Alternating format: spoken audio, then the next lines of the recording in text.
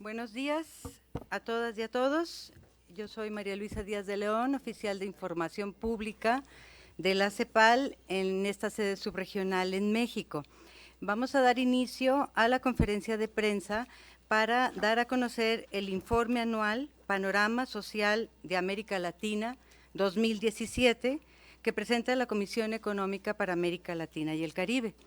Damos las gracias a los periodistas que nos acompañan aquí en la sala Raúl Previch de la Ciudad de México y a los que nos están siguiendo en esta transmisión en nuestra sede en Santiago de Chile y las oficinas subregionales y nacionales del continente. Bienvenidos también a todas las personas que se han enlazado y nos siguen a través de este web streaming en Internet. Esta conferencia es encabezada por la señora Alicia Bárcena, secretaria ejecutiva de la CEPAL. Nos acompañan aquí también el señor Hugo Beteta, director de esta sede subregional de la CEPAL en México, y el señor Alberto Arenas, asesor regional de la CEPAL en temas fiscales. Iniciaremos la presentación que hará la secretaria ejecutiva del Panorama Social de América Latina 2017, para después pasar a la sesión de preguntas y respuestas. Señora Bárcena, adelante. Muchísimas gracias y muy buenos días. En verdad, agradezco muchísimo que estén con nosotros el día de hoy. Me alegra muchísimo poder lanzar este Panorama Social 2017 en la subsede de México. Y la subsede de México porque en verdad yo quiero en primer lugar rendir un testimonio de agradecimiento a Hugo Beteta y a su excelente equipo, Pablo Yáñez, María, de verdad un agrado, y a todos ustedes, queridos colegas, con los que he estado muy cercana, y quiero en verdad rendirle un tributo a esta oficina que ha hecho un trabajo tan excelente durante todo el año. Así es que no es casualidad hacerlo en México. En segundo lugar, también quiero expresar mi agradecimiento a Santiago. Están conectados con nosotros los colegas de Santiago y sobre todo la División de Desarrollo Social, la Isa Abramo, que es la directora que coordinó este panorama, Pascual Gerstenfeld, que es quien, ahí están todos conectados, bueno, creo, ¿verdad? A ver si, ahí está Santiago en la mesa redonda. No hay nadie, pero está, no es cierto, ahí están todos. Bueno, no. Y están, por supuesto, acompañados de los secretarios ejecutivos adjuntos Raúl García Buchaca y Mario Chimoli, pero en verdad quiero agradecerle a la Isa Abramo, quiero agradecerle a Pascual Gerstenfeld, a Nieves Rico, a Paolo Sad, porque este panorama social se construye a partir del trabajo conjunto de estas divisiones de la CEPAL y sobre todo de, digamos, de todas las oficinas, por cierto, y en esta ocasión pues nos complace mucho estar aquí acompañados por Alberto Arenas, que es nuestro experto en temas fiscales, pero de protección social también, y eso es muy importante porque este panorama se dedica justamente a este tema. Y Javier Mancero, que también nos acompaña aquí, de estadísticas, quien se ha encargado sobre todo de trabajar muy fuertemente en el tema de la actualización de la medición de pobreza monetaria en los países de la región. El panorama aborda fundamentalmente los siguientes temas. Es un panorama complejo, así es que yo les pido mucha paciencia porque lo que vamos a hacer es que vamos a presentarles a ustedes la mirada de cómo está la pobreza y la desigualdad de ingresos en la región, pero también vamos a hablar de algo muy importante para nuestro continente, que es el estado de situación de los sistemas de pensión en América Latina y el Caribe. Y ahí lo que queremos abordar es, primero, cuáles son los desafíos que enfrenta nuestra región frente al envejecimiento. Somos una región que está envejeciendo y tiene desafíos muy relevantes. ¿Cuáles son los tres factores más importantes en los sistemas de pensiones? Creemos nosotros las dimensiones, que es la cobertura, la suficiencia y la sostenibilidad. Y tercero, ¿cuáles son las desigualdades de género que nosotros tenemos? Bueno, ahorita no me la pone, las desigualdades de género y cuáles son las autonomías de las mujeres en la vejez, sobre todo, porque durante su vida las mujeres han tenido una gran cantidad de problemas, de disparidades que vamos a ver un poco en esta presentación. Por último, vamos a analizar cuáles son las reformas que ha hecho la región en este tema. Prácticamente los 14 países de la región han hecho reformas muy importantes y creo que vale la pena comprender dónde estamos y cuál es la tipología. Y luego, bueno, por supuesto, siempre algunas conclusiones. Partamos por la pobreza y la desigualdad. Y aquí nosotros presentamos 5 mensajes centrales. Primero, alertamos, sí, de que hay un aumento en el nivel regional de pobreza y pobreza extrema, sobre todo en 2015 y 2016. Después de un periodo muy importante, de una época en la cual hubo más de una década de reducción de pobreza y de pobreza extrema en la mayoría de los países. Es decir, entre 2002 y 2014 hubo reducciones muy importantes. Segundo, la desigualdad de ingresos también disminuye entre 2002 y 2016. En este caso, sigue una trayectoria de disminución de la desigualdad, aún en los años recientes, pero a un menor ritmo en el 2015 y el 2016. Tercero, el aumento de los ingresos en hogares más pobres, en los de extrema pobreza, que están asociados fundamentalmente a políticas sociales y laborales, ¿verdad? Ahí hablamos de transferencias, hablamos de políticas de salarios, en fin. Ello contribuyó sin duda a la reducción de la pobreza y de la desigualdad de ingresos. Siempre estamos hablando de pobreza de ingresos y desigualdad de ingresos, ¿verdad? Ya la CEPAL pronto va a meterse mucho más a la desigualdad en relación a riqueza, pero en este caso estamos hablando de ingresos. Uno de los temas que también sale a la luz es que la pobreza y la pobreza extrema tiene mayor afectación o afecta en forma más elevada a los niños, los adolescentes, los jóvenes, las mujeres y los residentes de zonas rurales. Y por último, pensamos, y me alegro mucho saludar a Gabriela Ruiz de la Cancillería, porque con la Cancillería y con todos los países hemos trabajado en un tema central que es la implementación de la Agenda 2030, en donde la CEPAL sostiene que hay que poner la sostenibilidad y la igualdad en el centro y partir hacia un nuevo estilo de desarrollo. Es decir, lo que tenemos claro en CEPAL, y lo vamos midiendo, por supuesto, año con año, es que tenemos que romper definitivamente el flagelo de la pobreza, que es lo que llama la Agenda 2030, llama a la eliminación de la pobreza en todas sus formas de aquí al 2030.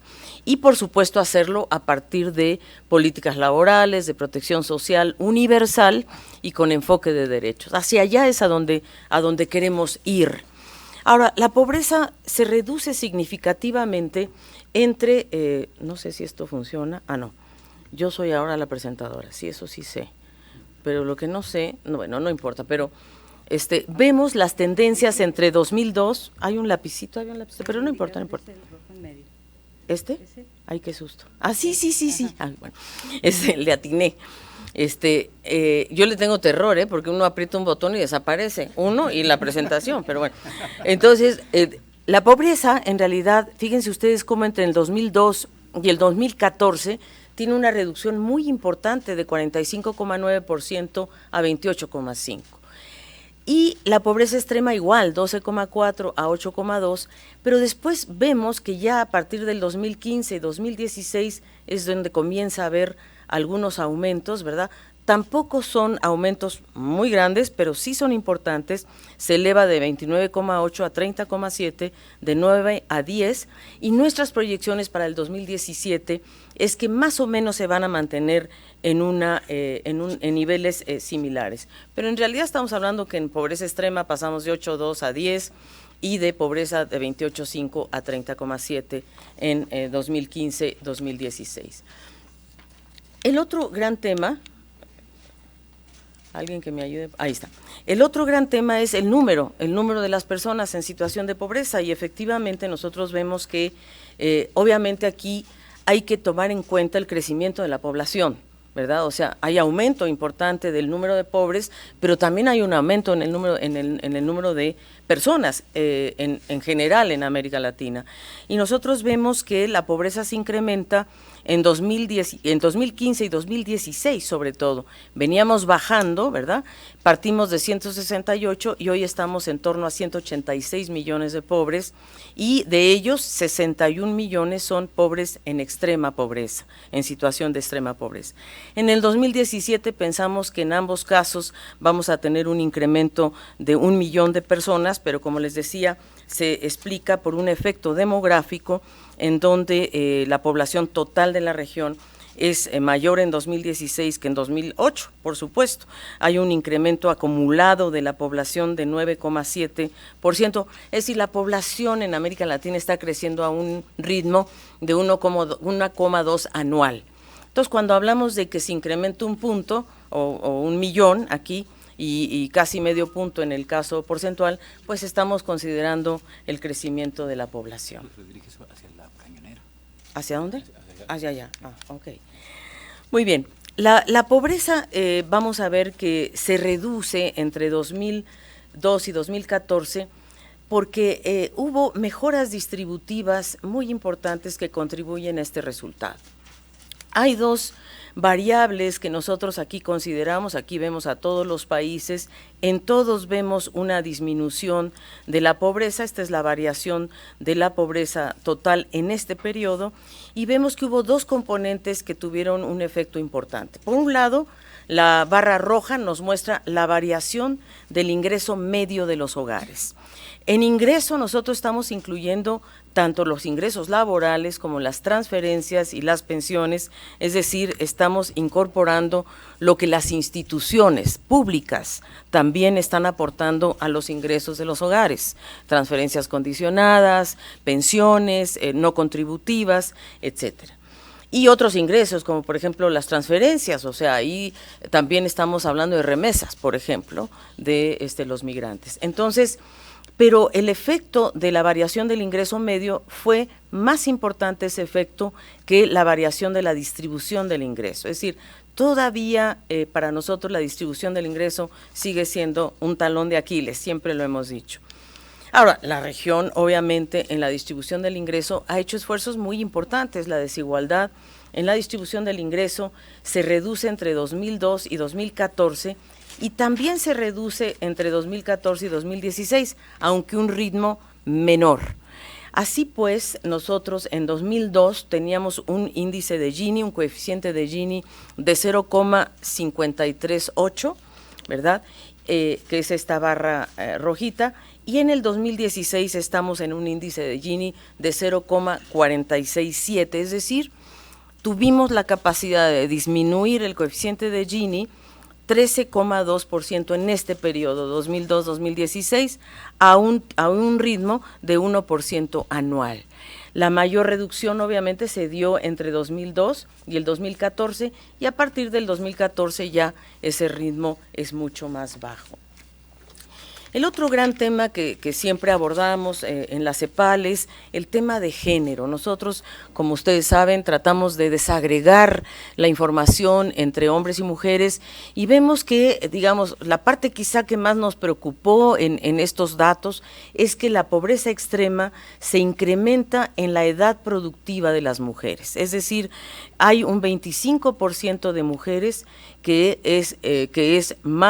tiene una tasa de pobreza mayor a los hombres y esto nos refleja un 1,25, sobre todo en las edades más productivas de las mujeres. Lo mismo ocurre en la pobreza, que estamos a un porcentaje de 16%. Y quizás lo que más preocupa es la tendencia, no solamente que es mayor el porcentaje, 1,25, 25% más que los hombres, sino que también preocupa un poco que la tendencia, en lugar de estabilizarse o bajar, es una tendencia que se está acentuando.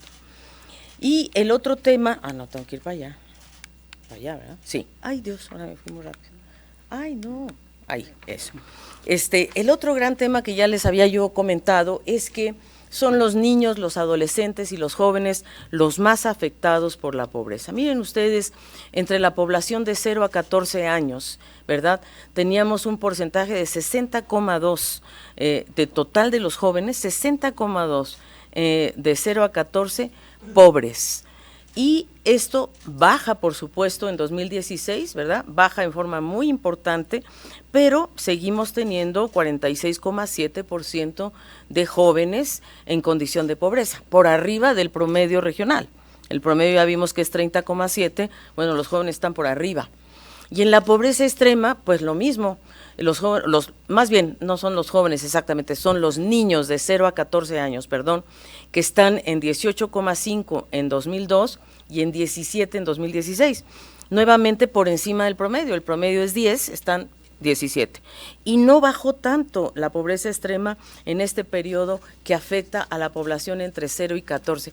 Y eso es muy preocupante para nosotros, porque el hecho de que la niñez, de que la pobreza tenga rostro de niño, es muy preocupante en la región, porque quiere decir que nuestra población infantil no está recibiendo, yo diría, los beneficios todavía, y esa es la población que próximamente será la producción económicamente activa, y la estamos dejando realmente atrás en lo que se refiere a niveles de productividad.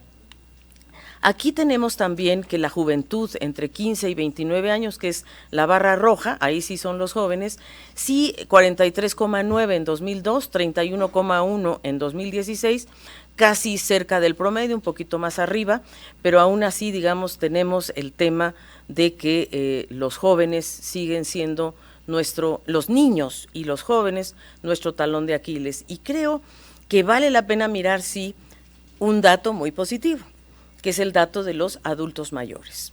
Los adultos mayores, miren ustedes cómo mejora de 31 a 16, de 7,8 a 5. Muy importante cómo la pobreza en los adultos mayores tuvo muy buen desempeño, y eso tuvo mucho que ver con las pensiones, tanto las contributivas como las no contributivas.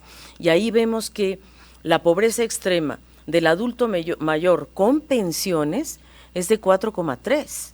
Si le quitáramos las pensiones sería de 24,2.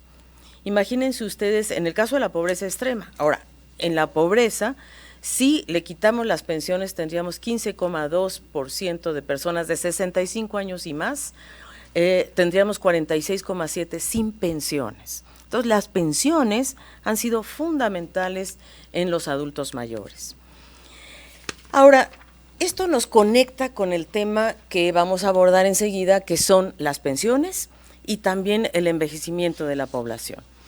Y el acelerado envejecimiento es uno de los grandes desafíos que va a enfrentar nuestra región. De tal manera que en el 2040, aquí, en el 2040, las personas de 60 años y más, pelitos blancos por aquí, ¿dónde están? Levanten la mano, los canositos. Los canositos van a ser de 60 años y más, bueno, algunos se pintan el pelo, ¿verdad? Bueno, pero en 2040 las personas de 60 años y más van a ser más personas que las de 0 a 14. Entonces vamos a tener más viejitos que niños. En 25 años más, el 60% del crecimiento de la población se va a concentrar en personas de 60 años y más. Y va a haber más hombres que mujeres. Lo siento.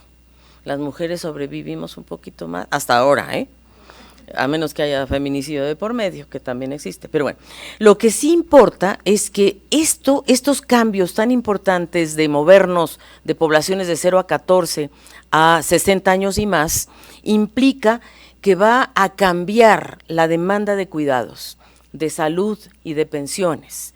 ¿Por qué va a cambiar totalmente? O sea, vamos a irnos de apoyo a los niños, a los viejos, y también va a disminuir, por cierto, la demanda en educación primaria y media y salud materno-infantil. O sea, esa es la tendencia que se ve en los próximos años. Y el desafío para los sistemas de pensiones, aquí los quiero ubicar en el 2020. Nosotros tuvimos un periodo en donde la relación de dependencia era baja, o estaba a la baja, y obviamente la de 60 años y más va creciendo. En el 2020 nosotros tenemos que se alcanzará la menor relación de dependencia del promedio regional, o sea, va a ser el momento en el cual la región tiene la menor tasa de dependencia, sobre todo entre la población de 0 a 14 y la de 65 años y más. Debimos haberla aprovechado mejor, o todavía tenemos unos añitos, pero bien poquitos, porque a partir del 2020 la relación de dependencia va a aumentar. Miren ustedes cómo aumenta en la relación de 60 años y más. Este es el desafío. ¿Qué vamos a hacer con una población creciente de población de personas de 60 años y más? Y vamos a ver entonces que las desigualdades en el mercado de trabajo y en la cobertura tienen un impacto en las pensiones, ¿verdad? En cómo vamos a estar al final de la vida y cómo esas desigualdades en el mercado de trabajo va a tener impacto en la cobertura y en la suficiencia de las pensiones. Así vemos que efectivamente en la región ha habido un esfuerzo súper interesante, yo diría muy importante en la región, porque ha habido una expansión de la cobertura contributiva de los sistemas de pensiones. Eso es verdad, o sea, en este periodo entre 2002 y 2015 ha habido una mayor tasa de asalariados, es decir, de personas que reciben un salario y que están empleados formalmente, por lo tanto, que están contribuyendo.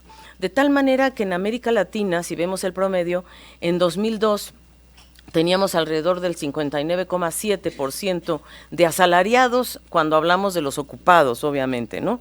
Y en 2015 estamos en 64,5, es decir, 5 puntos por arriba.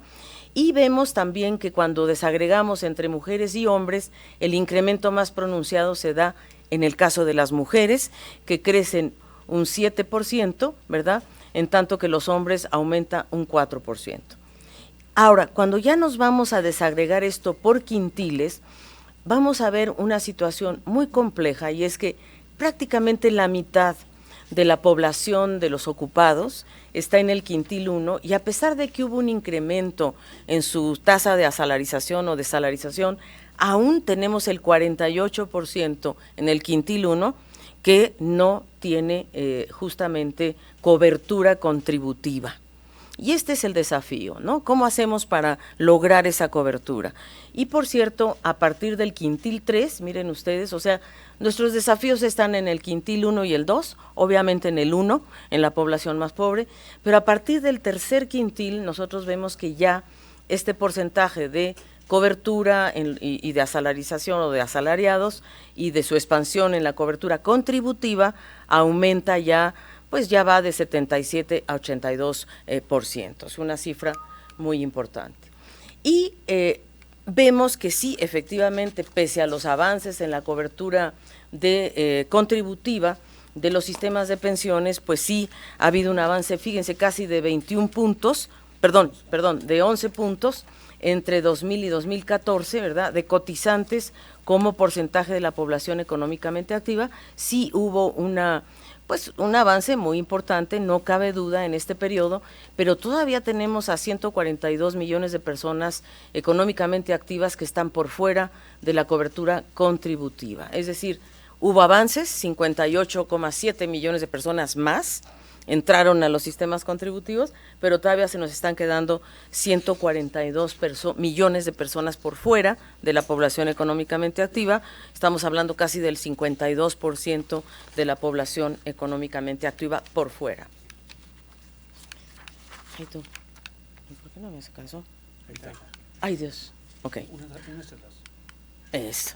Bueno, y cuando nos vamos un poco más a caracterizar justamente esta cobertura contributiva, nosotros vemos que la proporción de aquellos trabajadores en zonas rurales es la que tiene menor cobertura. O sea, vemos que la proporción de trabajadores en zonas rurales, por ejemplo, tiene una diferencia. En lo urbano hubo aumento, ya vemos aquí el comparado 2002-2015, sí, aumentó 11 puntos, en las zonas rurales aumentó 9 puntos, pero aún así la brecha rural-urbana sigue siendo muy grande en lo que se refiere a justamente cotización o afiliación a sistema de pensiones entre los ocupados.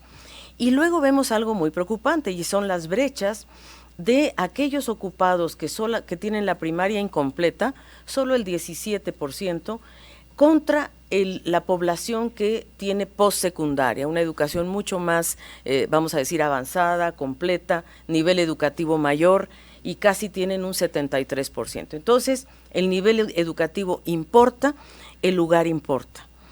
Y luego, cuando vemos el tipo de inserción laboral, vemos que aquellos trabajadores que están insertos en el mercado laboral en sectores más productivos, donde la productividad es más alta, encontramos que el 69% de estos trabajadores ocupados tienen cobertura y están protegidos, digamos, en lo que se refiere a cotización o afiliación. En tanto que los de menor productividad, ¿no?, donde desgraciadamente vamos a ver más adelante están muchas mujeres, es el 17%. Entonces, nuevamente, la brecha aquí es una brecha por cómo se comporta el mercado laboral en el tiempo productivo. Lo que sí, y ya lo hemos enfatizado, pero lo vuelvo a hacer, es que la cobertura de pensiones de 65 años y más contribuye fuertemente entre 2002 y 2015. Disminuyen las brechas, pero persisten las desigualdades, ¿verdad? O sea, las desigualdades entre quintiles, las desigualdades entre lo rural y lo urbano. Obviamente la cobertura fue muy importante, avanzamos 17 puntos entre 2002 y 2015 a nivel de cobertura total, ¿verdad? Y además aquí estamos hablando de ambas cobertura de pensiones, contributivo y no contributivo. Y aquí, bueno, entre el quintil 1 y el quintil 5, pues sí hay una brecha muy grande, ¿no? 50% versus 77% del quintil 5, y lo mismo sucede en las brechas urbanas. En el 2015 todavía tenemos aquí en las zonas urbanas sobre todo, casi un 30% excluido del sistema de pensiones, el aumento considerable en los grupos de menores ingresos, ¿verdad? Casi 30 puntos, y en las áreas rurales pues 33 puntos, pero aún así las brechas persisten. Ahora, un aspecto muy importante, y ahí realmente los gobiernos de nuestra región han hecho esfuerzos fundamentales, es en las pensiones no contributivas. Ese fue una especie de tendencia de política pública prácticamente en toda la región, en donde entre 2002 y 2015 la cobertura de los sistemas de pensiones no contributivos, es decir, lo no contributivo son aquellos esquemas que te dan el beneficio de pensiones a las personas sin considerar tu historia laboral. Esto significa que no existen requisitos de cotización o de contribuciones, sino que sí hay requisitos de edad y de lugar de residencia y de condición de pobreza o de discapacidad. Entonces, eso es muy importante porque esto en verdad forma parte de la política social de América Latina y el Caribe, y vemos que, bueno, más bien de América Latina, que es lo que estamos analizando en este panorama. Aquí no estamos incluyendo al Caribe. Y vemos que la cobertura de pensiones no contributivas, como les digo, aquellas que son beneficios a personas sin considerar su historia laboral, aumentó de forma muy importante, casi 20 puntos porcentuales. Y lo que sí es verdad es que, digo, aumentó, estamos claros, pero el monto de las pensiones no contributivas, lo vamos a ver un poco más adelante, todavía no es suficiente, ¿verdad? Se amplió la cobertura, pero no la suficiencia. Todavía estamos entre el 12 y el 38% del salario mínimo en 8 países de la región. Aquí es donde se ve esta desigualdad, aquí es donde vemos justamente la suficiencia. En la anterior vimos cobertura, aquí vemos la suficiencia. Y aquí quizá lo más destacado es que los países entre 2002 y 2015 intentaron verdaderamente ampliar la cobertura, sobre todo de aquellos que recibían menos de una línea de pobreza. Claro, aumentó del 15 al 22%, lo cual está muy bien en el sentido de que se amplió el número de personas incorporado, pero siguen recibiendo, aunque son 7% más, pero siguen recibiendo menos de una línea de pobreza. Y donde hubo un aumento interesante fue en las personas que reciben más de 2 líneas de pobreza, en donde sí efectivamente hubo un aumento importante del, que pongan los anteojos porque ni yo veo, del 30% aquí al 64%. Aquí estas son personas que reciben más de 2 líneas de pobreza. Y disminuye, ¿verdad? Lo ideal hubiera sido que esto se moviera hacia acá, pero disminuye más bien las que reciben entre 1 a 2 líneas de pobreza. Entonces tenemos problemas de cobertura, la región ha avanzado mucho, y de suficiencia, la región ha avanzado, pero tiene problemas.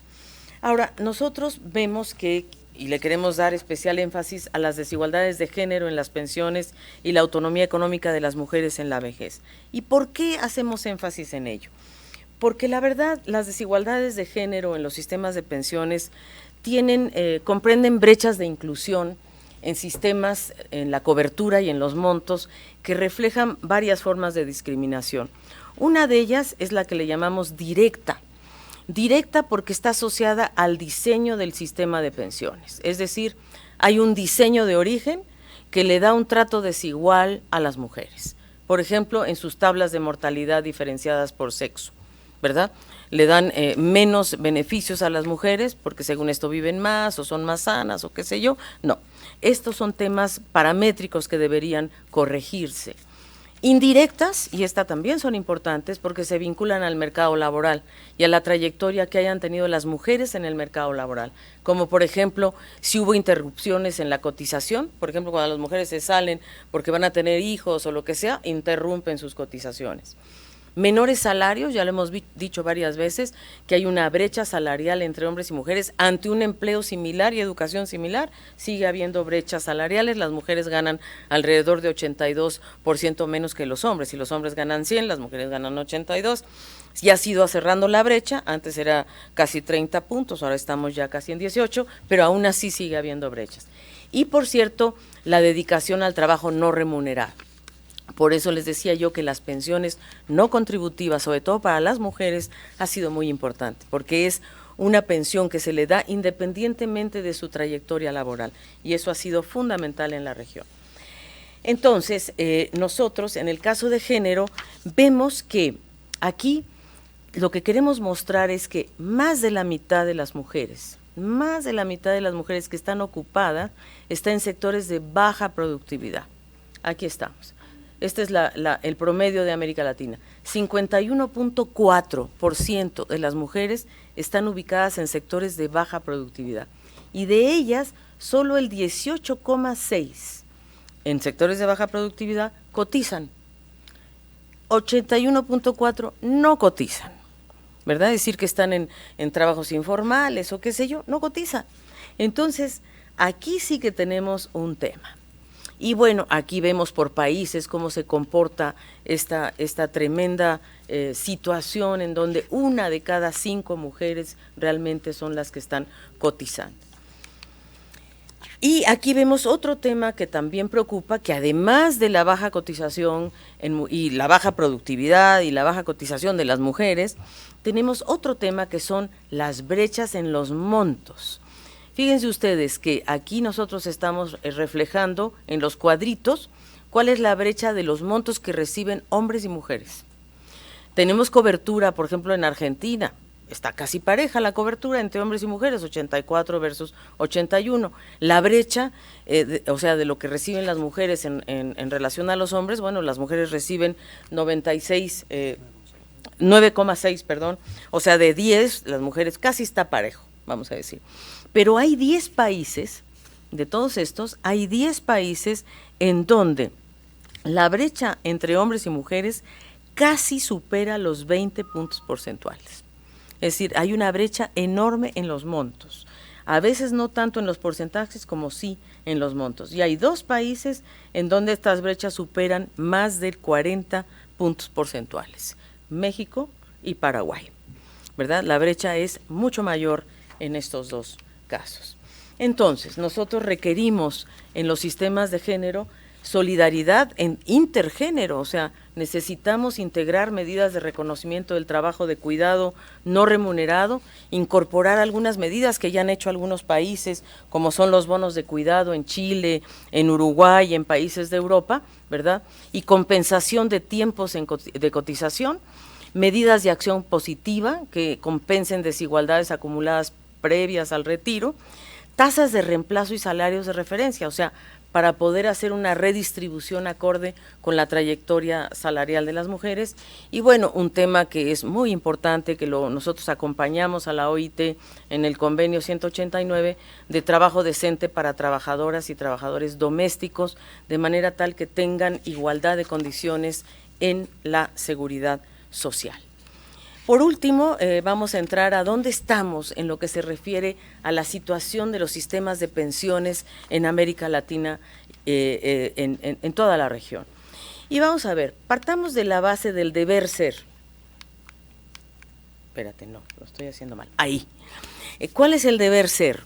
Bueno, la verdad, todos los principios normativos que han surgido, convenios de la OIT, convenios de las Naciones Unidas, el Pilar Solidario, sobre todo convenios muy importantes que realmente han ido dando cuál es la normativa mundial y global respecto a los sistemas de pensiones. El más importante, creo yo, es la universalidad, la solidaridad y la eficiencia. Universalidad para cubrir a todos.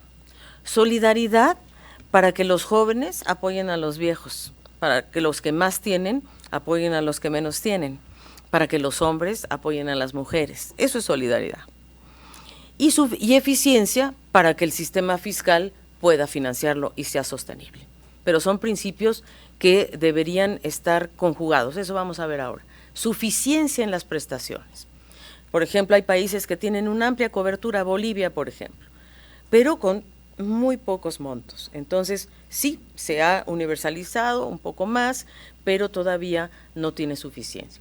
La sostenibilidad financiera es esencial. Nosotros vemos lo que está pasando en Argentina, en Brasil, digo anoche, ¿verdad? Lo que pasó en Argentina, que se pasó una reforma previsional, muy buscando ya la sostenibilidad financiera, pero casi todos los sistemas en nuestra región, como vamos a ver ahora, tienen y le están devolviendo al Estado un rol muy importante, un rol no solamente de administración, sino de regulación y de garantía. Porque el mercado por sí mismo no va a generar, por ejemplo, la igualdad de género o el trato uniforme. El trato uniforme es una política de Estado. ¿Y a qué me refiero con trato uniforme? Que civiles, militares, profesores, que todos tengan un trato uniforme en el sistema de pensiones. Y obviamente que cualquier reforma que se haga en gestión y en diálogo social, que sea un programa donde la ciudadanía pueda participar. Los sistemas de pensiones realmente son prestaciones que incluyen prestaciones de vejez, de invalidez, de sobrevivencia, y la verdad que se trata de lograr y de asegurar, garantizar los medios suficientes para la vejez y distribuir, yo diría, estos beneficios a lo largo del ciclo de vida. Entonces, son parte muy importante del derecho a la seguridad social. Las pensiones son una parte integral de la seguridad social. Y se requiere para ello, bueno, lo ideal y la llave maestra para llegar a ello es el trabajo y el trabajo decente. Es decir, sin trabajo en tu vida activa, pues no puedes llegar a un sistema de pensiones. En los enfoques más modernos de protección, el sistema de pensiones está llevándonos a un equilibrio de la clásica función de seguro de los ingresos con la solidaridad. Es decir, se trata de combinar estos dos, que haya seguridad frente a los riesgos y solidaridad, como les decía, esto de los jóvenes a los viejos, ahora yo lo digo ya porque ya voy para allá, ¿verdad? Y quiero que los jóvenes nos echen la mano, ¿verdad? Sí, entiendo la desigualdad, pero bueno. Y por cierto, articular prestaciones contributivas y no contributivas, es decir, tratar de vincular los sistemas de tal forma que haya una integración en los sistemas.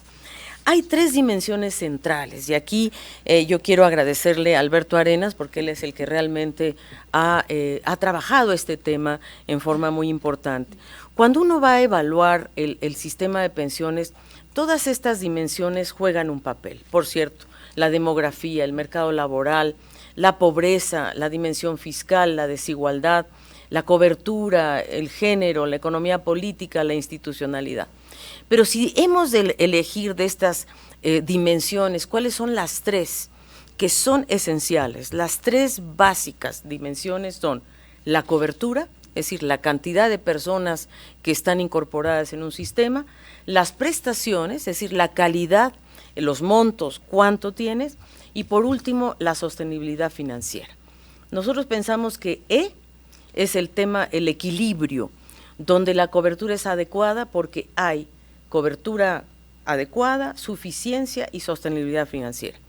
Y para la CEPAL, a diferencia de otros organismos internacionales, para nosotros las tres dimensiones son igualmente importantes.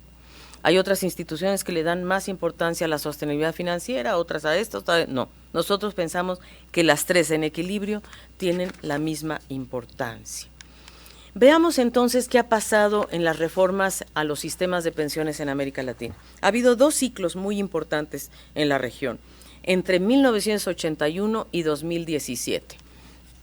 Y vamos a ver, marco el 1981 porque todo el primer ciclo estuvo marcado por un país, Chile.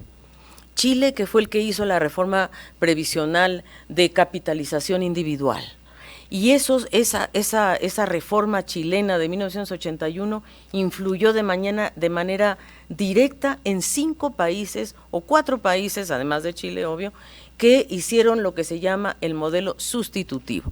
Sustituyeron el sistema de reparto por el sistema de capitalización individual, ¿verdad? Afores, AFPs. Estos 5 países hicieron lo que se llama un sistema sustitutivo entre 81 y 2008. Perú y Colombia lo que hicieron fue un sistema paralelo, donde coexistía el sistema de capitalización individual con el de reparto, ¿verdad? Y ellos podían, en cierta medida, elegir, compiten. Los afiliados pueden elegir y, por lo tanto, los sistemas compiten por agarrar más afiliados. El sistema de paralelo integrado es el argentino, en donde están los dos sistemas, el de capitalización individual y el de reparto, pero hay un pilar básico solidario, hay un pilar básico universal que el Estado se hace cargo y de ahí ya entonces el pensionado, digamos, ya puede decir me voy por individual o me voy por el de reparto, pero tiene un pilar garantizado. Y el mixto, que es el que llevan los 3 países, es donde hay un porcentaje de capitalización individual y un porcentaje de reparto. Eso, entonces, en estas 11 reformas estructurales, ¿verdad?, son muy importantes. La diferencia entre una reforma estructural y una reforma paramétrica es muy importante. La estructural es la que transforma completamente el diseño del sistema de pensiones, ¿verdad?, de capitalización individual a reparto, que transformó totalmente la estructura. En cambio, las paramétricas son aquellas que van modificando algunos parámetros, por ejemplo, la edad de jubilación, ¿verdad? O el ajuste, que es un poco cuánto le van a aumentar al año a la jubilación, por ejemplo, a las pensiones, que eso es lo que pasó ahora en Argentina, que fue realmente una reforma paramétrica, o sea, están modificando las edades con montos de prestación. Pero las 3 reformas estructurales, antes de pasar a la de anoche de Argentina, miremos qué sucedió entre 2008 y 2017, que hubo 3 países que hicieron reformas estructurales. Argentina, que abandonó el sistema de capitalización individual y se fue a reparto, ¿verdad? Esa fue la gran controversia que hubo en su momento, donde Argentina abandona capitalización individual y se va a reparto. Chile, que fue el iniciador de la capitalización individual y viene de regreso, ¿verdad? Y hay que entender por qué viene de regreso, porque la capitalización individual a Chile le costó 5 puntos del PIB al año, la transición entre la capitalización individual y un sistema, y el sistema integrado, y todavía no terminan, ¿verdad? 5 puntos del PIB le fue costando esa transición, es decir, los pasivos que se iban quedando en el sistema antiguo y los que no pasaban a la capitalización individual, pues lo tenía que financiar el Estado. Y entonces Chile se está moviendo hacia un sistema integrado y Bolivia, que hizo algo muy interesante, capitalización individual sí, pero lo que hizo fue estatizarla, ¿verdad? Entonces sí, la capitalización individual existe, agregó un pilar no contributivo, una renta básica que le llaman la renta digna a la población, pero lo que hizo fue estatizarla. Todos los demás países, 14, no hicieron más reformas estructurales, sino que hicieron solamente paramétricas, es decir, fueron cambiando la edad de jubilación, fueron cambiando algunos parámetros, sobre todo en los montos de las prestaciones. Entonces, hoy tenemos que esos 5 países, ¿se acuerdan de los 5 magníficos que hicieron estos que hicieron total cambio a sustitutivo? Bueno, ahora los vemos acá y vemos que hay en la región una tendencia muy importante a moverse desde sistemas de capitalización individual a esquemas solidarios y sistemas públicos de pensiones. Es decir, venimos de regreso. El país que más digamos, más emblemático en esta trayectoria, pues es Chile, porque comenzó con capitalización individual y hoy está ya en lo que se llama la creación de un fondo público, y hoy por hoy se está discutiendo capitalización individual pero pública, se está discutiendo fondos públicos y algo muy importante que se llama el fondo de ahorro colectivo para poder sostener, darle sostenibilidad fiscal a este pilar solidario. Bolivia, como les decía, es sistema de capitalización individual, pero lo que hizo Bolivia fue que lo estatizó, ¿verdad? Se volvió público todo. Tiene un fondo público, tiene capitalización individual y tiene el no contributivo, que es la renta digna. Y después tenemos México, El Salvador y República Dominicana, que siguen con el sistema de capitalización individual. El único que se transforma es El Salvador, que tiene una reforma muy reciente, creo que de agosto de este año, en donde apenas El Salvador lo que está proponiendo es la cuenta de garantía solidaria, es decir, continuar en el sistema de capitalización individual, aumentando la cotización de los empleadores y de los trabajadores en un porcentaje y creando lo que ellos llaman una cuenta de garantía solidaria. Vamos a ver cómo les va en El Salvador, apenas están en esa discusión. Entonces nosotros vemos en síntesis que la evidencia nos muestra que ha habido avances muy importantes, pero que nos quedan una serie de desafíos en el sistema previsional. Primero, mejora la cobertura, eso ni hablar, ya dijimos que efectivamente hay un salto en cobertura, y también vemos otro fenómeno muy interesante, y es que hay avances importantes en un sistema integral de protección social, es decir, cada vez más se está vinculando la protección social con un enfoque de derechos, ¿verdad? No es solamente cuánto dinero voy a tener, sino cómo vamos a construir esquemas solidarios, contributivos y no contributivos, con más participación pública y con igualdad de género. Es decir, cómo vamos a ir equilibrando este tema tan importante para la región. Por supuesto que uno de los grandes desafíos, el envejecimiento, las grandes brechas de cobertura e insuficiencia, ¿verdad? Ya vimos que hay cobertura mayor, sí, pero insuficiencia en las prestaciones. Ojalá y pudiéramos llegar a más de 3 líneas de pobreza, todavía no llegamos ahí en una cobertura total. Muchas de estas grandes brechas se originan en el mercado de trabajo y en el diseño de los sistemas mismos, y sobre todo, bueno, hay que fijarse en la sostenibilidad financiera. Entonces, la CEPAL afirma que es necesario consolidar sistemas de pensiones universales, solidarios y sostenibles, y esto es la clave de un pacto social para la igualdad. Es decir, la igualdad y digamos mayor igualdad en la región va a requerir un pacto social en donde se reconozca claramente que los sistemas centrados en capacidad de ahorro individual no responden a las demandas de cobertura y protección social. Por más que yo ahorre individualmente toda mi vida, no me va a alcanzar al final. Esa es la realidad, ¿verdad? Porque la tasa de reemplazo es mucho más baja, por una serie de razones no nos está respondiendo. Y porque obviamente tenemos una gran cantidad de población que no está incorporada, como ya vimos, mujeres, adultos mayores, en fin. Y los sistemas de reparto, que todavía hay muchos sistemas de reparto, creo que hay 8, ¿no? 8 países todavía con sistemas de reparto. Hay 10. 10. Y 5 que tienen, al final 15 de 20 en América Latina. 15 de 20 tienen todavía sistemas de reparto. Ya vimos nuestros queridos 5 fantásticos que no, pero los otros 15 tienen sistemas de reparto. Ahora, hay mucha polémica en relación a los sistemas de reparto, porque muchos creen que no son sostenibles fiscalmente. Pero esto esconde realidades, porque en verdad, si los sistemas de reparto establecen reglas claras de modificación de parámetros, aumento de la edad de jubilación, si hacen estudios actuariales periódicos y procesos de negociación y diálogo para futuras reformas paramétricas, esto puede resguardar cobertura, suficiencia y sostenibilidad. O sea, no es verdad que los sistemas de reparto per se no sean sostenibles financieramente. Pueden serlo, ¿no? Lo que importa es justamente hacer reglas tener reglas claras, parámetros, estudios periódicos, que eso es lo que se requiere. Y las reformas deben tender a situar en el centro, así lo creemos nosotros, la solidaridad intra e intergeneracional, tanto en el componente contributivo como aquellos que no tienen la pensión suficiente y por lo tanto requerirán del pilar no contributivo, de tal manera de garantizar derechos universales.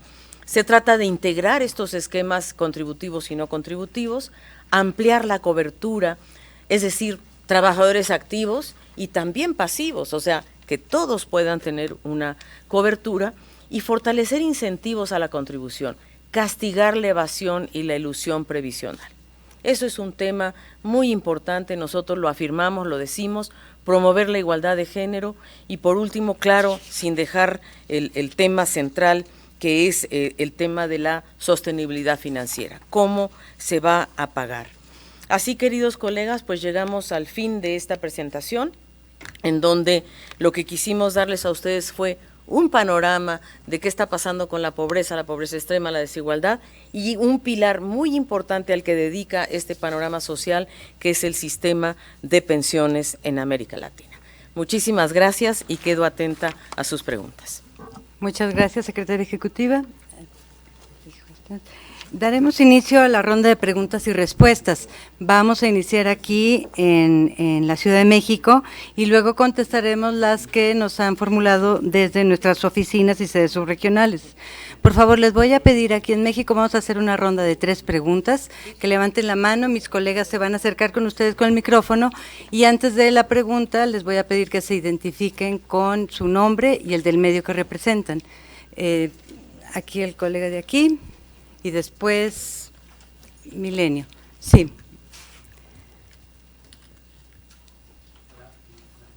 Agencia F, Martí Quintana de la Agencia F. Quería preguntar primero cuáles son los motivos, si pudiera sintetizar los motivos por el cual la pobreza y la pobreza extrema creció este 2015 y 2016. Luego, en este sentido, ha habido varios virajes hacia la derecha en algunos países de la región, si pudiera deber a eso.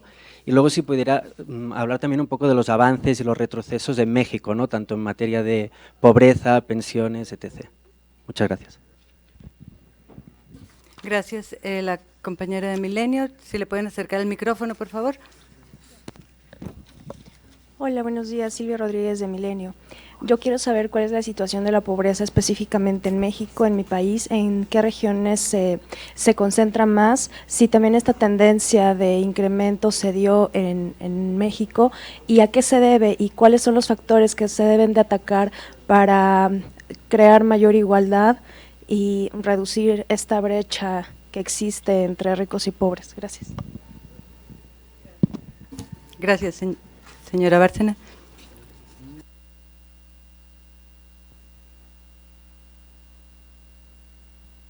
Vamos a ver, partamos por la de Martín Quintana y no tomé tu nombre. Silvia Rodríguez. ¿De qué medio? Milenio. Muy bien. ¿Por qué aumenta la pobreza en general, no? Vamos a ver, nosotros vemos que la tasa de crecimiento tiene juega un papel muy importante y nosotros tuvimos un periodo de baja tasa de crecimiento, sobre todo en el año 2016, en realidad la región tuvo un crecimiento negativo de menos 0,9%, entonces siempre el crecimiento es un factor que es muy importante. Nosotros vemos que a partir de 2017 va a haber una cierta recuperación y por eso dejamos más o menos esta tasa estable, pero en general yo te diría que tenemos sin duda, para el caso de México en específico, la tasa de crecimiento económico es importante y desde luego hubo algo que afectó también o que afectará seguramente estas cifras, sobre todo en 2017, que fueron los huracanes, el terremoto, etcétera. Pero vamos a ver que en realidad hay varios factores que explican el aumento de la pobreza y en general en la región hay 2 países en donde la pobreza aumenta más que en los demás, que es Brasil y la República Bolivariana de Venezuela. En el resto de los países la tendencia es a la baja. la tendencia es a bajar la pobreza y la pobreza extrema. Por lo tanto, los promedios, el promedio que nos sube en el caso de la región, nos sube básicamente por dos países, que son justamente Brasil y República Bolivariana de Venezuela. Me refiero a este aumento, ¿verdad? O sea, este incremento. Nosotros vamos a ver que el resto de la región, incluido México, tiene un mejor desempeño en lo que se refiere a pobreza y a pobreza extrema. Entonces, hay avances muy importantes. Yo diría que uno de los avances es justamente las políticas redistributivas, las transferencias que se le han hecho a los hogares más pobres, también el tema de los salarios, o sea, creo que ha habido una mayor formalización del empleo y eso apoya justamente también el tema de que mejoren las cifras de pobreza. En relación a... entonces, ¿por qué aumenta en la región? Te digo, básicamente esto se debe a dos países, ¿no?, que son República Bolivariana de Venezuela y Brasil. Estoy buscando la página exacta donde está esto, para remitirte a ella. Y también está en el capítulo 2, la explicación más certera, en donde nosotros hablamos de en qué países aumenta, en cuáles disminuye y cuáles son justamente estas razones. Nosotros vamos a ver que en el primer periodo, entre 2008 y 2012, la pobreza se reduce 1,2 puntos por año y la pobreza extrema se reduce 0,3 puntos por año. Y en el segundo periodo, 2012-2014, las tasas de pobreza y pobreza extrema disminuyen 0,4 y 0,1%. Ya para el 2015-2016 hay mucha heterogeneidad y ahí es donde vemos que primero justamente estos dos países, Venezuela y Brasil, fueron en donde más cayó el PIB, ¿verdad? Tuvimos un PIB muy negativo para Venezuela y muy negativo para Brasil. Y también vemos que el empleo es otro de los grandes temas que nosotros abordamos y vemos que en el 2016 tuvimos un empleo alto de 9,4% en la región. 2017 seguramente va a bajar un poquito ese desempleo a 9,2, pero sigue siendo un tema importante. ¿Qué fue lo que ayudó a que esta tasa de pobreza pudiera disminuir en toda la región? Mucho fue por los programas redistributivos de transferencias, salario, también fue un factor que ayudó en la evolución reciente de la pobreza. ¿Cómo se está comportando esto en México? De acuerdo a nosotros, como ustedes saben, nos basamos siempre en las cifras oficiales. Nosotros hemos medido justamente lo que ha pasado en México en relación a cómo lo ha medido Coneval. Nosotros, en el caso de México, tenemos que la tendencia que observamos nosotros respecto a la tendencia que observa Coneval, son similares las tendencias de bajada. Disminuye en ambos casos la pobreza y la pobreza extrema. En el caso de los datos nacionales, la pobreza, como ellos la definen, disminuye de 53,2 a 50,6 y la pobreza extrema de 20,6 a 17,5. Esos son los datos oficiales de INEGI Coneval. Los nuestros nos reflejan que la pobreza baja de 45,7 a 44,3. Nosotros siempre hemos estado por debajo de la medición oficial de México y en la pobreza extrema del 13,4 al 11,9. Nosotros vemos que en realidad la tendencia de ambos casos, de los datos nacionales y los datos de CEPAL, son similares, a pesar de que nosotros sí afirmamos que nuestra disminución es un poquito menor, la tendencia a la baja es un poquito menor que la oficial en México.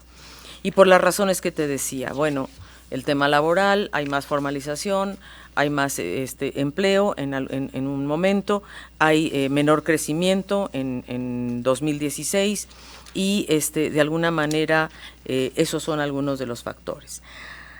Silvia, ¿Qué podemos hacer en relación con la desigualdad? Yo creo que el gran tema de México sigue siendo la desigualdad, como en muchos de los países de nuestra región, y ahí creo que lo que se tiene que buscar son mejoras redistributivas. Sin lugar a dudas, México sigue teniendo un problema en relación a la distribución del ingreso en los hogares. Yo creo que ese es un gran tema. El tema del salario mínimo, nosotros el vínculo entre el PIB, el ingreso de los hogares y la pobreza es un tema que abordamos en el capítulo claramente, y nosotros vemos que efectivamente el cociente entre el ingreso anual de los hogares y el Producto Interno Bruto, el PIB per cápita, por ejemplo, en 2016, nosotros vemos que en el caso de México solo el 31% tuvo esta capacidad de apropiarse del ingreso anual de los hogares. Es un cociente que para el caso de México es bajo, y por lo tanto eso afecta en la distribución del ingreso. Creo que es uno de los temas que más nos preocupa en el caso mexicano, o sea, la diferencia entre el quintil 1 y el quintil 5 en relación a ingresos. ¿Qué otra cosa te puedo...? Bueno, el tema de pensiones. En el tema de pensiones yo obviamente se lo voy a dejar a mi colega, pero creo que en México no ha habido por ahora ningún tipo de cambio en relación a reformas estructurales. Me parece sí que hay un sistema que se ha ido, yo diría que ha ido del IMSS, el ISSSTE, hacia un sistema de capitalización individual, dejando todavía a los trabajadores anteriores como pasivos, y eso todavía es una cierta carga fiscal para México, pero definitivamente México todavía no ha hecho ese cambio estructural de su sistema de pensiones. Creemos que es importante que México observe lo que está haciendo Chile, las razones por las cuales Chile está haciendo estos cambios, porque creo que eso puede ser muy útil para el futuro. Pero no sé, Alberto, si tú quieres agregar algo. Efectivamente, como explica la Secretaria Ejecutiva, es decir, cambios estructurales después de la reforma del año 1997 no han existido. Diría que el tema más importante que se podría mencionar es lo que ha ocurrido con el sistema de pensiones no contributivos acá en México, que en los últimos 10 años ha cambiado sustantivamente, y a partir del año 2013, con el programa de 65 años y más, ha llegado a una cobertura muy significativa de la población. Cuando uno suma la cobertura contributiva y no contributiva en México, los mayores de 65 años, un 70% tienen algún tipo de prestación del sistema de pensiones. Muy importante es esa cobertura a través del sistema no contributivo, y como decía la Secretaria Ejecutiva, el gran desafío allí tiene que ver con la suficiencia de las prestaciones y por tanto de su sostenibilidad financiera en el tiempo. Otro tema, antes que se me olvide, en relación a los avances en México, a la reducción de la pobreza entre 2014 y 2016, fue que hubo una reducción de la inflación importante, y esto es positiva para los hogares de menores ingresos. Claro que en el 2017 el comportamiento es totalmente diferente, por eso quiero quedarme hasta el 2016, donde hubo una reducción de la inflación. Segundo, el poder adquisitivo del ingreso laboral mejoró entre 2014 y 2016.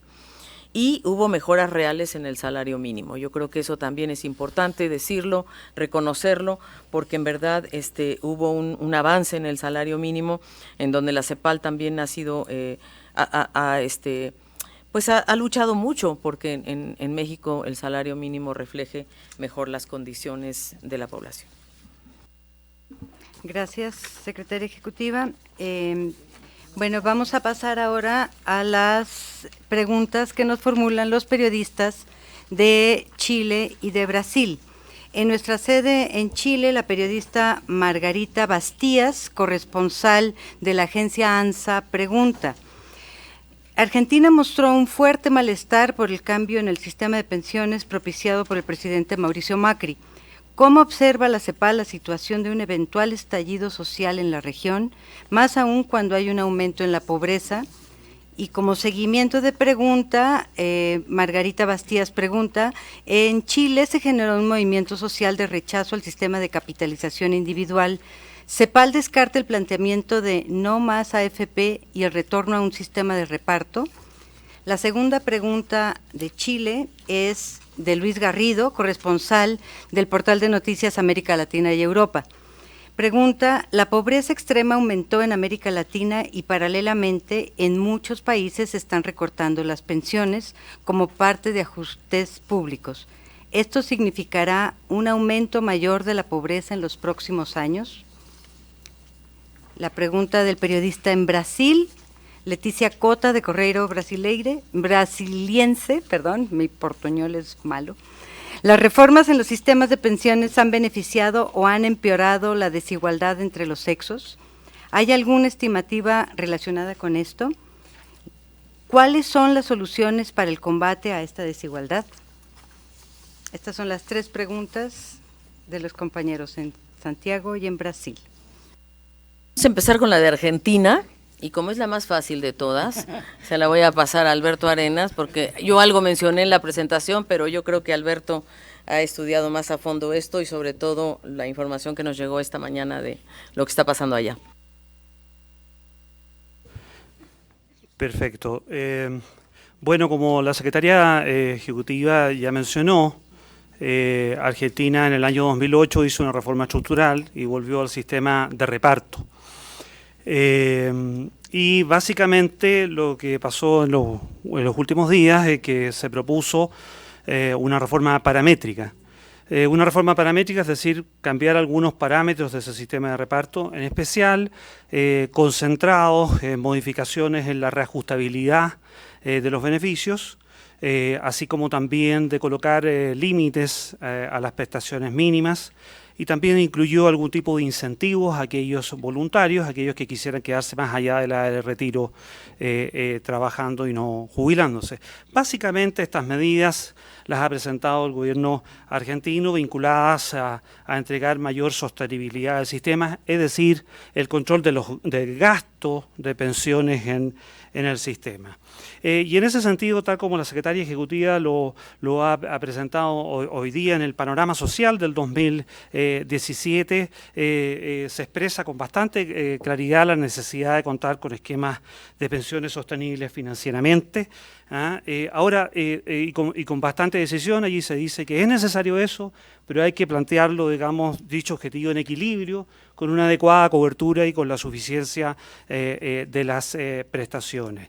Y en ese sentido, básicamente cuando uno enfrenta, y esto no es solamente con Argentina, sino que esto es también para la región, en un contexto donde hay envejecimiento y en el futuro van a haber reformas paramétricas en los sistemas de reparto en la región. Como decía, explicaba la Secretaria Ejecutiva, hay 10 países de 20 que tienen sistemas de reparto y otros 5 que tienen sistemas de reparto con otro sistema. 15 de 20 países lo tienen. Y van a enfrentar reformas paramétricas como básicamente lo que ha ocurrido en esta semana, digamos, en Argentina. Y ahí hay 3 cosas básicas para enfrentar esas reformas paramétricas para que justamente esas reformas no se transformen, digamos, en algún tipo de problemas sociales mayores. La primera es que básicamente estas reformas paramétricas, como también los planteaba la Secretaria Ejecutiva, se hacen con diálogo social, se hacen básicamente conversando con las organizaciones que de una u otra manera van a estar abiertas, digamos, de otra forma, digamos, a estos cambios paramétricos. La segunda recomendación tiene que ver con los acuerdos transversales, porque básicamente las reformas llegan para quedarse, no solamente de quienes las diseñan, sino que básicamente para las futuras generaciones. Y el tercero, yo diría que más importante, tanto para Argentina como otros países que enfrentan reformas paramétricas de la región, tiene que ver con los estudios actuariales. Porque básicamente la lógica de los estudios actuariales es la que permite efectivamente modificar estos parámetros que están en los sistemas de reparto para alcanzar la sostenibilidad financiera y adicionalmente hacerlo en equilibrio con la suficiencia de las prestaciones y la adecuada cobertura. Eso es sobre Argentina. Pues ya que estás en eso, ¿por qué no sigues con Brasil? El experto Entonces, claro, en Brasil se consultaba sobre los sistemas de pensiones y la dimensión de género. La evidencia demuestra en América Latina que las reformas estructurales de los sistemas de pensiones tienen efectos diferenciados entre hombres y mujeres. Eso es un dato empíricamente hoy día hay estudios suficientes para que justamente, digamos, ese primer ciclo que mencionaba la secretaria ejecutiva entre el año 1981 y 2008, 11 reformas estructurales no consideraron la dimensión de género en sus diseños y han tenido efectos diferenciados entre hombres y mujeres, y para ser más exacto, aumentó en ese periodo brechas importantes tanto en cobertura como en beneficio hacia las mujeres. ¿Qué ha pasado en el segundo ciclo, 2008-2017, donde han habido reformas estructurales 3 y donde han habido 14 reformas paramétricas en América Latina, es donde efectivamente en el diseño de los sistemas de pensiones en este segundo ciclo, si hay algo característico respecto y diferenciador respecto del primero, es que la dimensión de género está siendo considerada crecientemente en el diseño y en las reformas a los sistemas de pensiones. Ahora, básicamente algunos ejemplos, la secretaria ejecutiva ya los entregaba. Por ejemplo, beneficios especiales para las mujeres para el retiro anticipado. Se dieron en Costa Rica en el año 2005. Igualdad de derechos previsionales de los trabajadores domésticos o de casa particular. Se dieron en Uruguay en el año 2006 y en Chile en el año 2008. Reconocimiento de la maternidad y el trabajo no remunerado mediante bonos por hijos. Se dieron en Chile en el año 2008, Uruguay el 2008, en el Estado Plurinacional de Bolivia, digamos, en el año 2010. El reconocimiento del cónyuge o conviviente para los derechos previsionales. Se dio en Chile el 2008, en Uruguay el 2008. Y como mencionaba la secretaria ejecutiva, avances concretos en eliminar las tablas de mortalidad para el uso diferenciado en el cálculo y tener tablas unisex, que no diferencian entre hombres o mujeres, o la eliminación de las tablas por otro tipo de mecanismo, como fue, digamos, el caso en Bolivia en el año 2010, y está en debate, por ejemplo, si es que la reforma en El Salvador en el 2017 hubiera generado ese tema. En concreto, a la pregunta, ¿han habido avances en este nuevo ciclo? Sí, en el primer ciclo no fue considerado, pero por cierto hay brechas, tanto en cobertura como en montos que se han cerrado, que son parte de los desafíos para las futuras reformas a los sistemas de pensiones en la región. Muchísimas gracias. Yo voy a abordar el tema de Chile, pero no quiero olvidarme de algo que nos preguntó nuestra colega del Milenio, que fue cuáles son las entidades federativas que tienen más problemas. Y yo creo que es importante. Dos cosas que quiero aclarar. Primero, que tuvimos un poco de dificultades para poder comparar las encuestas que se hicieron por parte del INEGI de 2014, obviamente la de 2015 no se utilizó, y la del 2016, la medición también tiene algunos cambios que para nosotros también fueron relevantes, y yo quiero decir que nos ha costado un poco el tema de la comparabilidad, porque hubo cambios metodológicos, digamos, quizá no en el diseño de la encuesta en sí, pero sí de la forma como se aplicaron las encuestas en el terreno. Entonces creo que eso, y hubo un grupo técnico que se formó por parte de Coneval e INEGI, que reconoce que hubo cambios metodológicos muy importantes que impiden realmente hacer una comparación muy precisa. Nosotros también usamos esos datos, así es de que en parte también adolecemos de ese tema de comparabilidad. Nuestra recomendación es que, dado que Coneval va a revisar sus mediciones en el 2020, por ley lo tiene que hacer cada 10 años y comenzó en 2010, sugerimos, ¿no?, como CEPAL, que ojalá y se pueda volver a la encuesta, al ENIG, a basar las mediciones en la encuesta en sí y no tanto en un modelo estadístico que fue el que se usó en 2016. Ahora, en relación a las entidades federativas, nuevamente basándonos en lo que hizo Coneval, podemos ver que de las 27 entidades federativas tuvieron una reducción en el porcentaje de población de situación de pobreza. La entidad que mayor reducción presentó fue Sinaloa, de 39,4 a 30,8, y las que más, las 5 entidades donde aumenta la pobreza es Veracruz, Oaxaca, Tabasco, Chiapas y Campeche. Creo que es importante mencionar que esos programas especiales que se están haciendo para la zona sureste son muy relevantes. En relación a la pregunta de Chile, creo que ahora sí de México no se me olvidó nada, de Chile, sí, efectivamente nosotros tenemos que el aumento, porque Luis Garrido nos pregunta si la pobreza extrema aumentó en América Latina. Sí, efectivamente nosotros vemos un aumento de la pobreza extrema en América Latina, sobre todo 2015-2016, especialmente, como ya dijimos, en 2 países, que son Brasil y Venezuela, pero definitivamente vemos que el contexto, o sea, en 2015-2016 cayó el PIB per cápita y la verdad es que en 2017-18 se prevé una recuperación del crecimiento, por lo menos para el 2017. Entonces, es verdad que tampoco es que el crecimiento sea lo único que importa para la reducción de la pobreza, no es así. Importan otros factores también, pero ese es uno muy importante, el hecho de que haya más empleo, más crecimiento, más actividad económica, influye.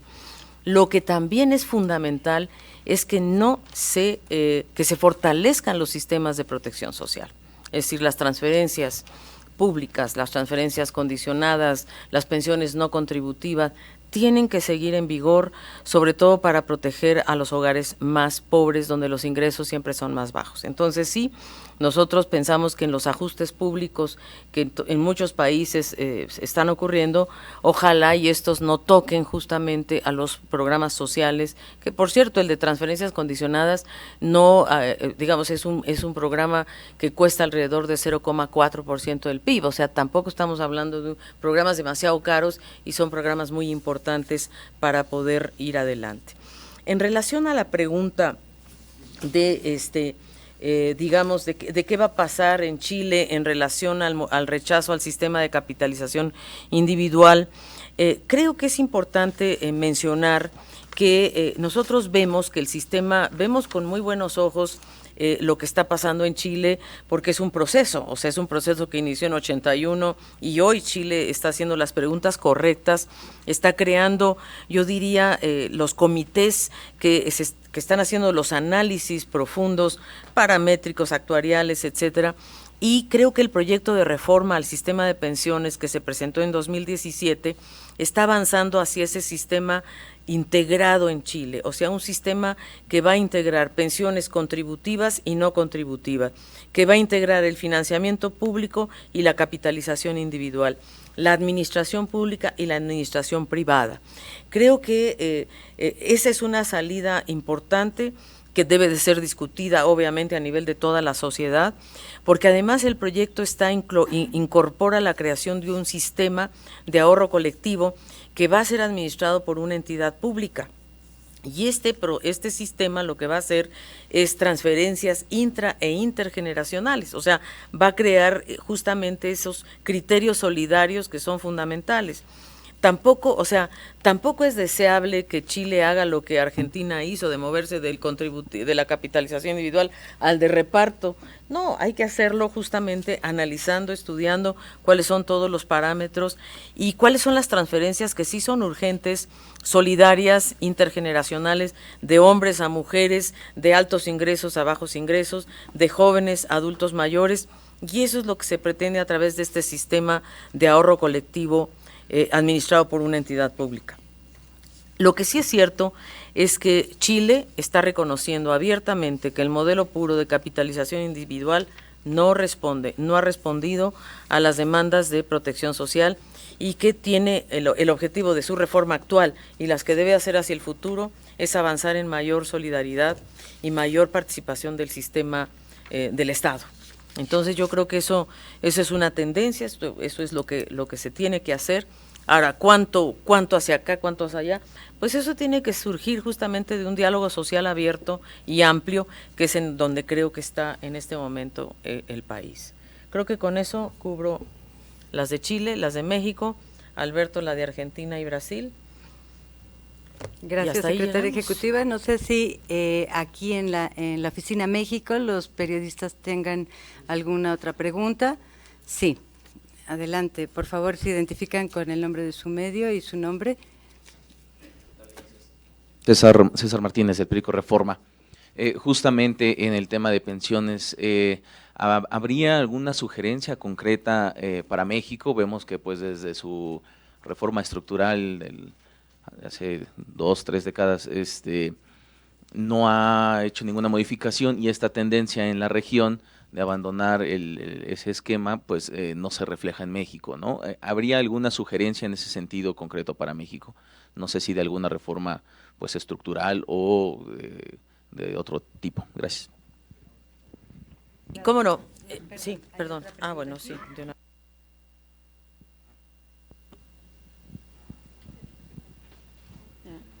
Gracias, buenos días. Carolina Reyes, del periódico Excelsior. Preguntarle de qué manera podría impactar, ya sea en la pobreza que hay en el país o en el crecimiento económico, la reforma fiscal que ya aprobó Estados Unidos. Muchas gracias, secretaria ejecutiva. Bueno, vamos a ver, yo creo que hay que reconocer algo muy importante en el caso de México, y es que las pensiones no contributivas han sido muy importantes, sobre todo para el adulto mayor. En realidad, hoy por hoy, la verdad es que ha habido una cobertura al adulto mayor de enorme importancia. Prácticamente hay cobertura universal de 65 años y más, y creo que eso ha influido muchísimo en la reducción de la pobreza. O sea, México tiene, por lo tanto, sí tiene un sistema de capitalización individual sustitutivo, pero se ha ido moviendo de alguna manera a esquemas que han integrado mecanismos de solidaridad con mayor participación y financiamiento público. Quizás lo que podría beneficiarse mucho es, o sea, México tiene un sistema contributivo y no contributivo. El contributivo mucho más orientado a la capitalización individual, y todavía trae un pasivo, digamos, del Seguro Social y del ISSSTE, etcétera, que habrá que analizar. Entonces, eso está pasando.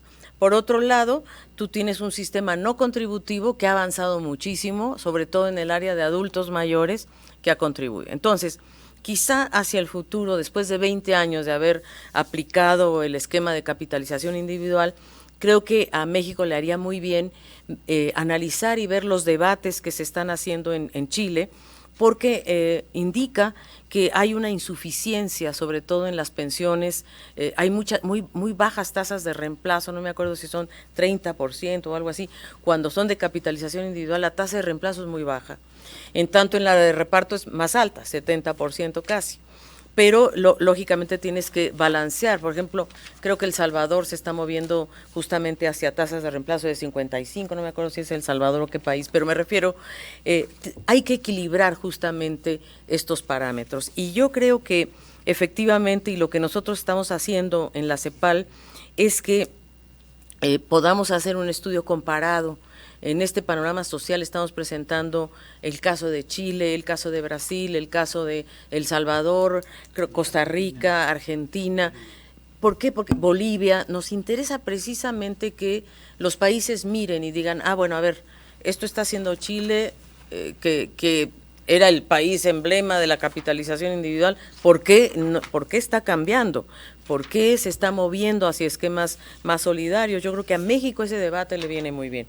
Y creo que la CEPAL puede ayudar mucho en ese debate, esa es la idea, y sobre todo te digo para ir avanzando en no solamente en cobertura, sino también en suficiencia, sobre todo estas tasas de reemplazo que con capitalización individual son bajas. La reforma fiscal, vamos a ver, que se aprobó anoche, ¿verdad?, o que está en ese proceso, en donde, bueno, en Estados Unidos se está moviendo la tasa corporativa, de